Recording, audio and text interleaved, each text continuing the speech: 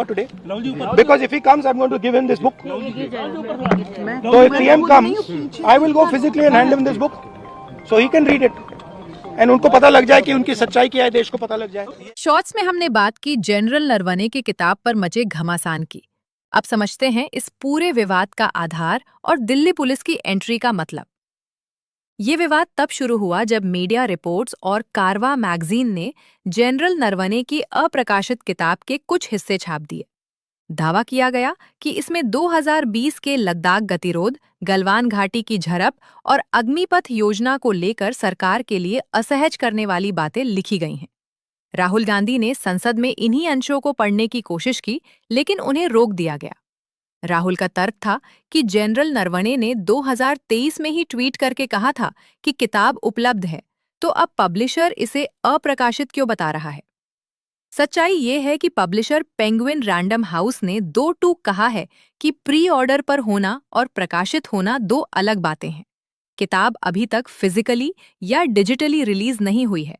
जो भी copy circulate हो रही है वो कॉपीराइट का उल्लंघन है। इसी आधार पर दिल्ली पुलिस की स्पेशल सेल ने अब एफआईआर दर्ज की है।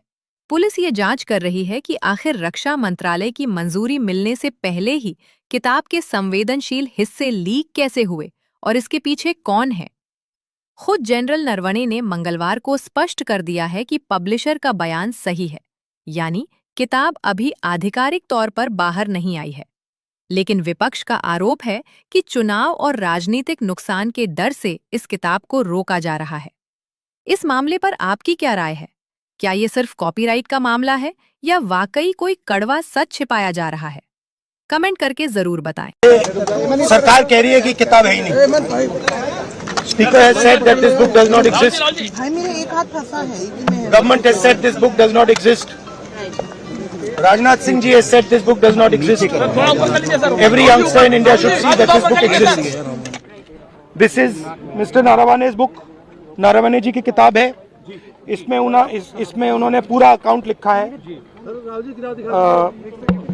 जो लद्दाख का जो अकाउंट था,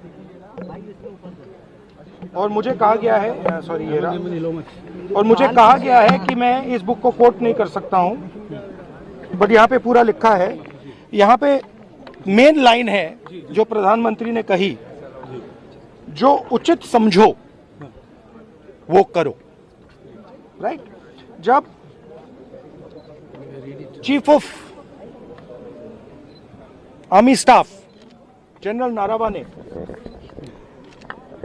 ने राजनाथ सिंह जी को फोन किया और कहा कि देखिए कैलाश रिज पर चाइनीज टैंक्स आ गए हैं, हमारी टेरिटरी है, कैलाश रिज पर चाइनीज टैंक्स आ गए हैं, हमें क्या करना है। पहले राजनाथ सिंह जी ने उनको रिप्लाई नहीं दिया।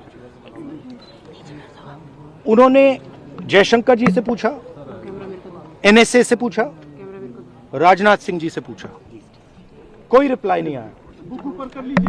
फिर उन्होंने राजनाथ सिंह जी को फोन किया। राजनाथ सिंह जी ने कहा कि मैं टॉप से पूछता हूं। राइट? ऑर्डर था, स्टैंडिंग ऑर्डर था टॉप का कि अगर चाइनीज फोर्सेस अंदर आएंगी तो उनपे बिना हमारे पूछे फायर नहीं करना है।